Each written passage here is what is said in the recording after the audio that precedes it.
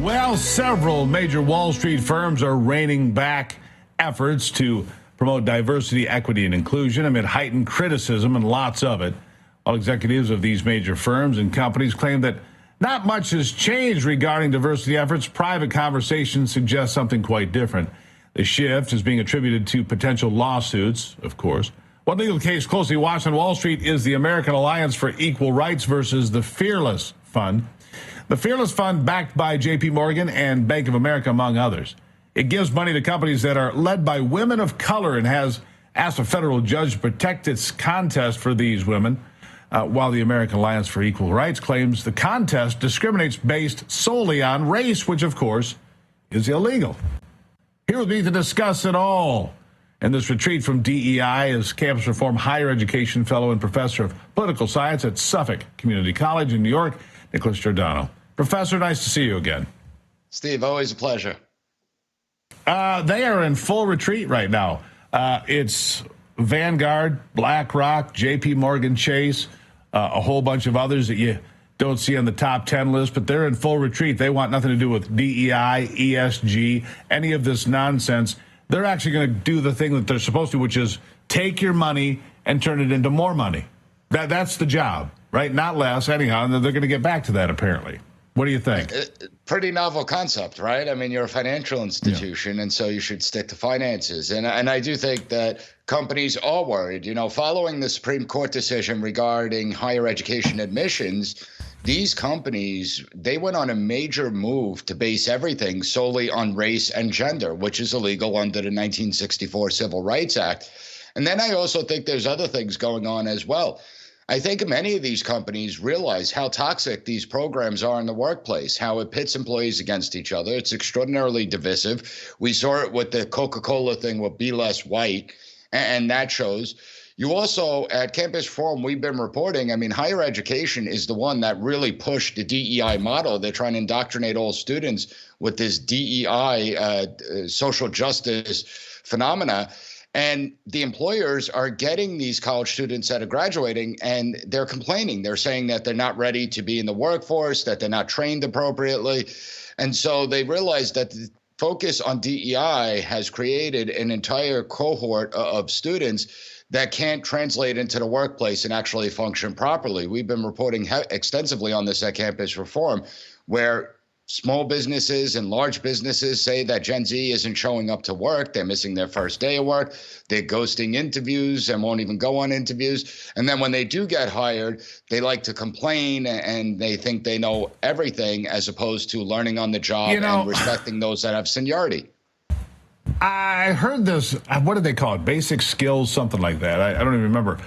Basically, you show up on time, dressed for work, ready to do the job. Because apparently this was a challenge for your students, and not you specifically, but the kids that come through your college, they're not prepared to work.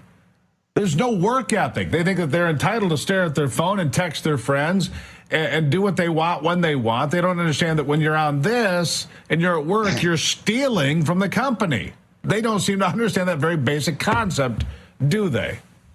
No, they don't. And then they wonder why automation is coming down the pike. Robots don't look at their phone. Robots show up for work on time. They don't take breaks. They don't talk and chit chat, and they actually just get the job done. And I think that a big part of seeing the work ethic of the student body today is a result of many academic institutions moving away from a traditional grading system, going to a, quote, more equitable grading system where you don't have to turn term papers in on time. You don't have to take a test. And if you don't take a test, you're still going to get some credit for taking a test that you never took. And that really it's on the students' time when they could get the work done, that the professors need to understand the backgrounds that the students come from, as opposed to having one universal standard for everyone and actually grading based on real life, right? You have to show up to work just like you have to hand in a term paper. You have to commit to deadlines. Yeah. Unfortunately, colleges have trained students to get out of that model, and now we're seeing the result.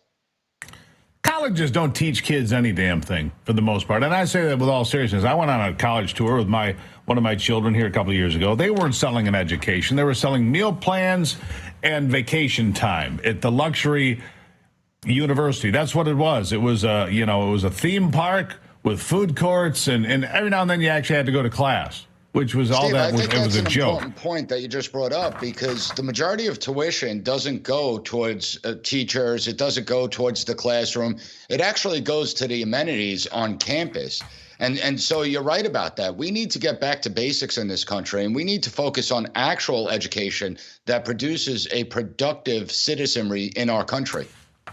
And something else I'd like to point out while I'm on a little bit of a roll here, Professor, see if I'm right about this.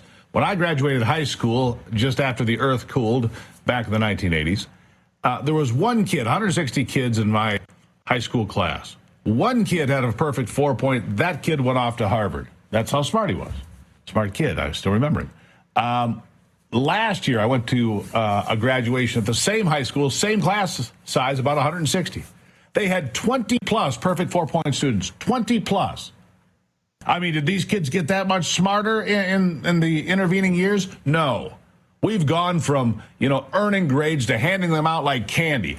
Grade inflation is real. It makes America dumber, and it makes our kids lazier because they think they're entitled to an A. They think they're entitled to get paid for something they didn't do, or get an A for a test they didn't take, just like you just talked about.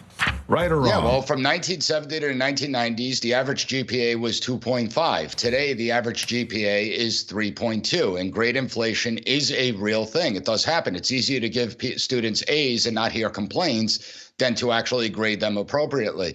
And so that is a major problem on campuses throughout this country. It's now filtering down in the K through 12 system. And again, it shows that there's no real value that's being put in education today. That's why it's important to get to the core belief system of what the education system was initially built on. Unfortunately, though, there are those on the left that believe that if we give everyone good grades, we inflate their grades, that they're automatically going to translate into success in the workplace. But we're seeing that that is not the case. Just the opposite, actually. So here's the deal. I think that these universities should all be co-signers. They should be.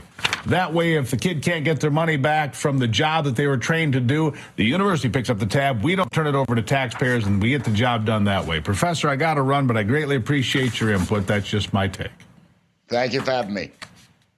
As always. After the break, there's a new hit country song out there already making leftist heads explode, probably because it's titled, I Want My Country Back. Alexis Wilkins joining me next to talk about her latest release and success right here on America's Voice Live.